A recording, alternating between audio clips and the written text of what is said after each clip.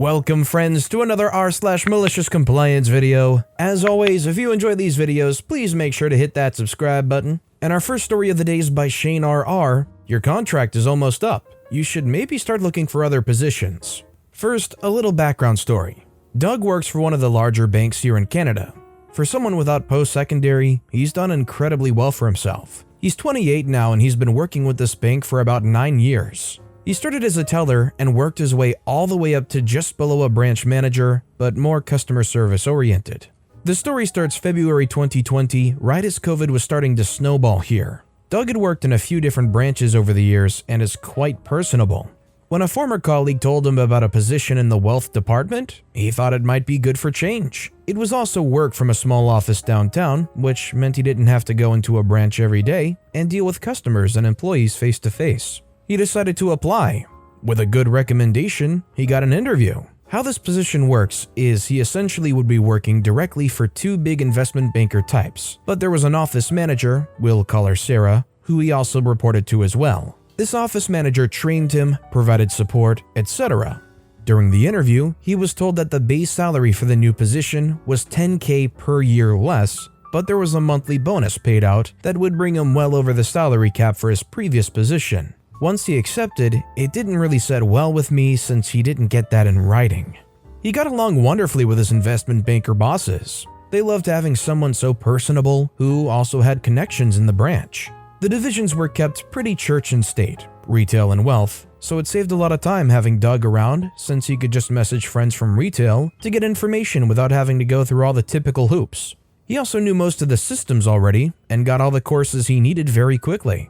Once COVID got bad, offices were shut down. Everyone had to work from home. Since Doug was new, he got kind of shafted. He was one of the last people to get a laptop.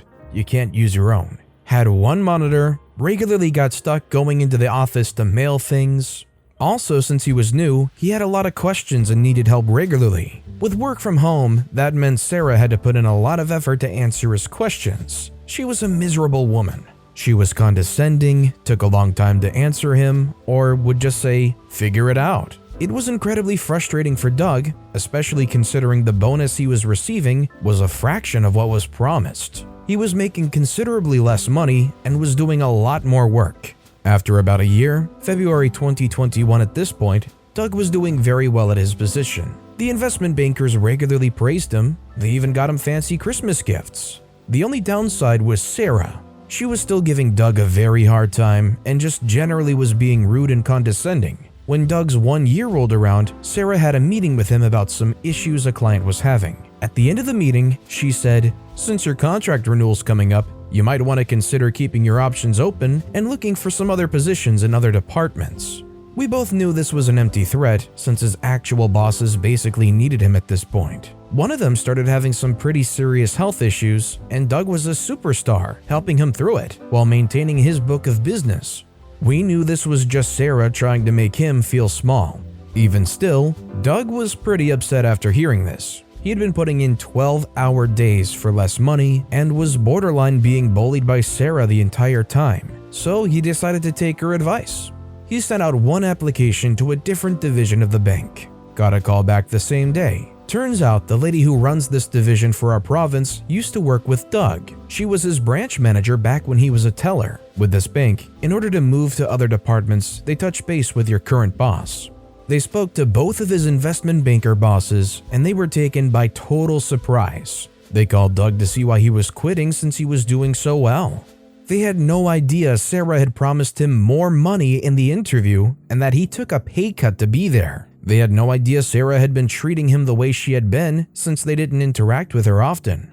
A day or two later, he had a Zoom meeting with his investment banker bosses and Sarah. They tried to counteroffer him the same salary, $17,000 more per year, and Sarah changed her tune completely. Tried to backpedal on what she said about looking for other positions. Doug politely declined their offer and accepted the new position, partly because he felt taken advantage of since they were so easily able to give him almost a $20,000 pay raise, but also because he didn't feel secure in the position due to Sarah's remarks.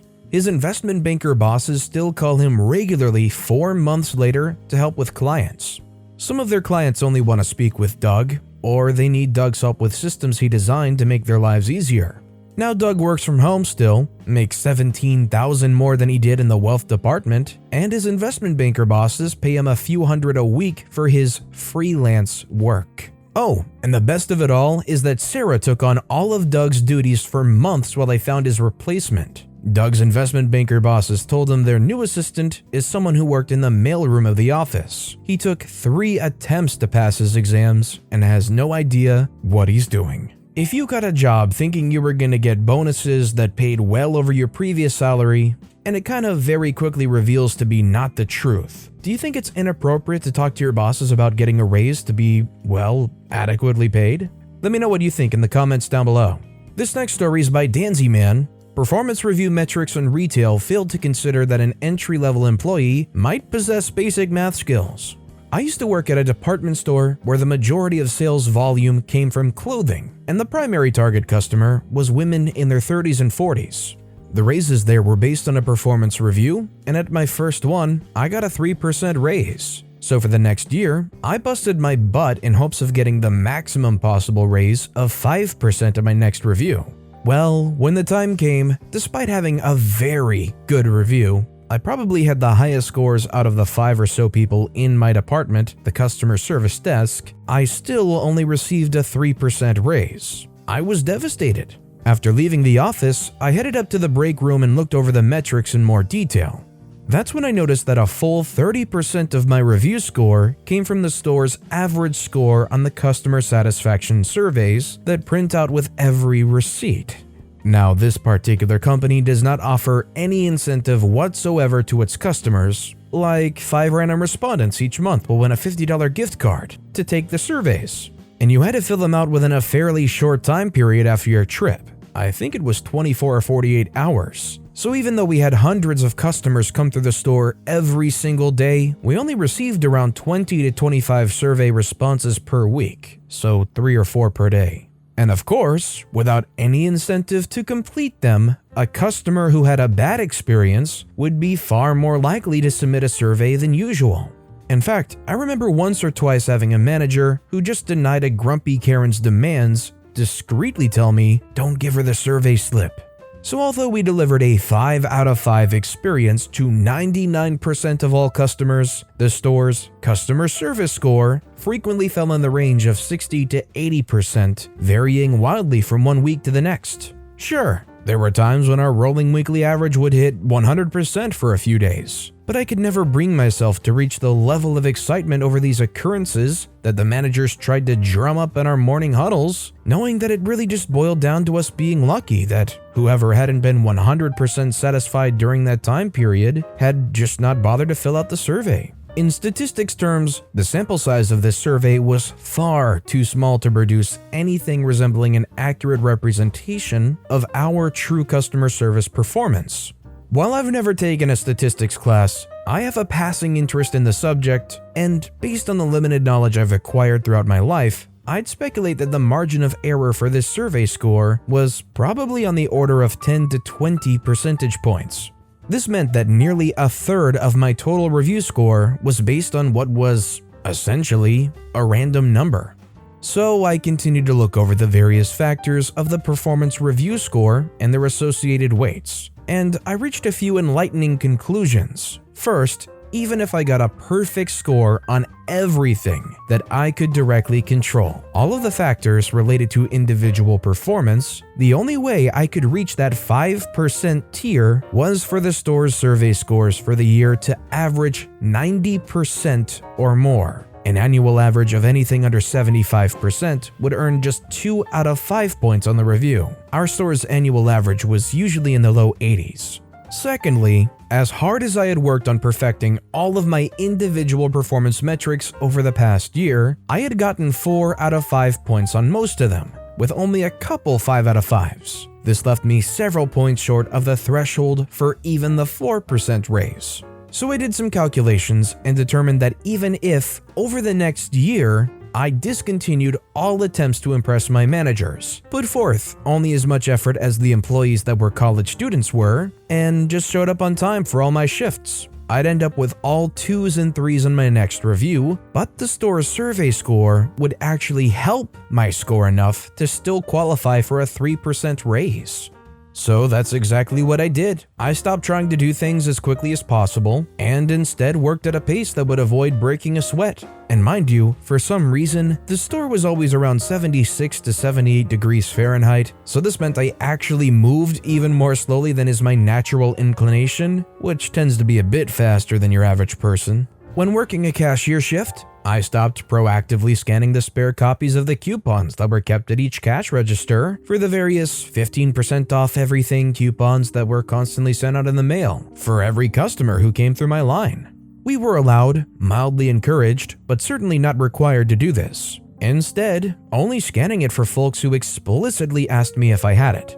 If I wasn't working at a register where it would be blatantly obvious, I'd spend 20 to 25 minutes on my 15-minute breaks. When working a shift on the sales floor, instead of working diligently and methodically to straighten up every shelf and table, I'd spend just enough time on the worst ones to get them looking reasonably decent, then spend an hour or two just walking laps around the store, looking like I was on my way somewhere, stopping only when a customer flagged me down.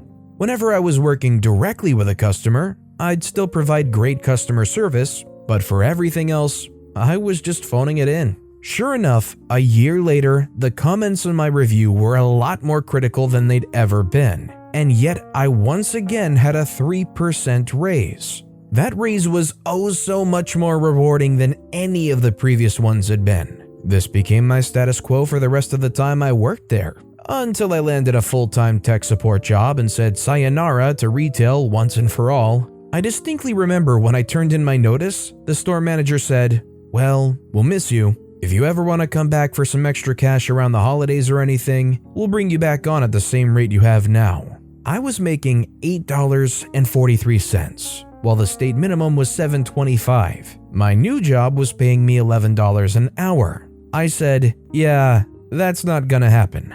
"Well, if you ever want to take a pay cut and hate your job again, just feel free to come on by anytime you want, bud." Yeah, no thank you. See you later." And our final story of the day is by Not Your Mom's Favorite. Got it into his car just fine. I started working at a local hamburger chain that's popular in my area for having extremely fast service and no interior seating. The drive-thru is split to take and receive orders on both sides of the restaurant, with the B side of the building being less popular due to the passenger window being adjacent to the window where you pass off your cash and receive your foodstuffs. When being trained, the manager shadowed me and gave instructions at the B side while the A side was staffed by a couple of longtime employees. My first customer rolls up right after the manager explains the service time. If you don't know, most fast food joints have a clock near the register. After your car rolls up to the window, the clock starts. For each car, the time is recorded and an average is calculated to show how fast or how slow your line is moving. So the manager says that my time limit is 30 seconds. He says to get the food from the prep station, put in 2 napkins, and get it into the customer's car. So the guy orders just a BLT, and the kitchen has it ready before he makes it to the window from the speaker. Even better, he had exact change. So I grabbed his money with one hand and underhand tossed the bag into his car. It landed nicely, with the other hand simultaneously. I very quickly said, "Have a nice day, thank you, come again," and slammed the window shut. He looked back at me with a startled expression for a second, and I gave him a thumbs up and a huge maniacal smile, and then he drove off. Honestly, it all happened so fast that he barely came to a stop. I turned to my manager and pointed at the clock, which was flashing 6 seconds, and asked him if that was fast enough. He said, "Maybe not that fast." Definitely, to be clear, the manager didn't say, "Get it done as fast as possible." They merely said you have 30 seconds. I feel like whether it's rational or irrational, if I pulled up to a drive-thru and they flung the food into my car, I'd get kind of upset. Just imagine rolling up and all of a sudden your food just goes flying through your window. The person goes, "Have a nice day, thank you, come again," and slams the window shut. I'd be sitting there like this guy too, like, what just happened? But with that being said, that's all the time we have for today. So of all these stories I've read today, which is your favorite and why? Let me know in the comments down below. And if you haven't yet, if you could like and subscribe, that would mean a lot to me. Whatever you do, whether it's liking, subscribing, turning notifications on, all of it helps grow this channel, and I appreciate the heck out of it. So until next time, I'll see you all tomorrow with some more stories.